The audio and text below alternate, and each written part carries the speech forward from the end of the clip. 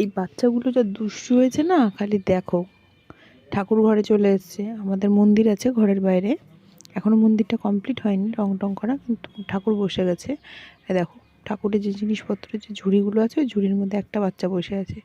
মা বাইরে বসে পাহারা দিচ্ছে, আর ওদের দেখা দেখি রক্সিও চলে এসছে মন্দিরের বারান্দায়।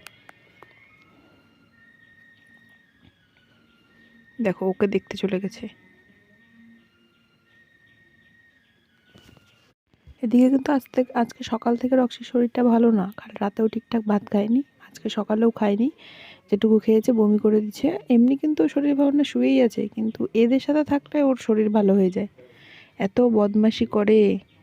আর রক্সি তো মারতে পারে না, আর বিড়ালগুলো ওকে দেখে ভয়ও পায় না। মিনি ওকে ধরে ধরে মারে। দেখতে পাবে মিনি কীভাবে মারে। ঝুড়ি থেকে বেরিয়ে এসছে একটা বাচ্চা। এদেরকে নিয়ে সারাটা দিন কেটে যায় বাড়িতে।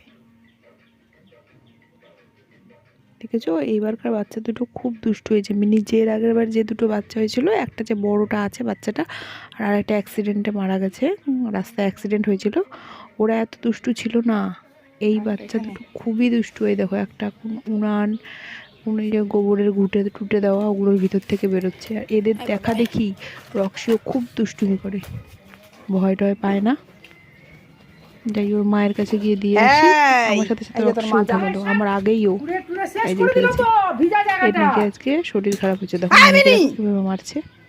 রক্সি কোনো দিনও ওদেরকে মারে না। এই দেখো দেখো, একটা মন্দিরে একটা তুলসী বেদির উপরে উঠে গেছে। তুলসী বেদিটা নষ্ট হয়ে গেছে, আমাদের ঘর বাড়ি কমপ্লিট হচ্ছে তো, তাই জন্য নতুন আবার বসাবো।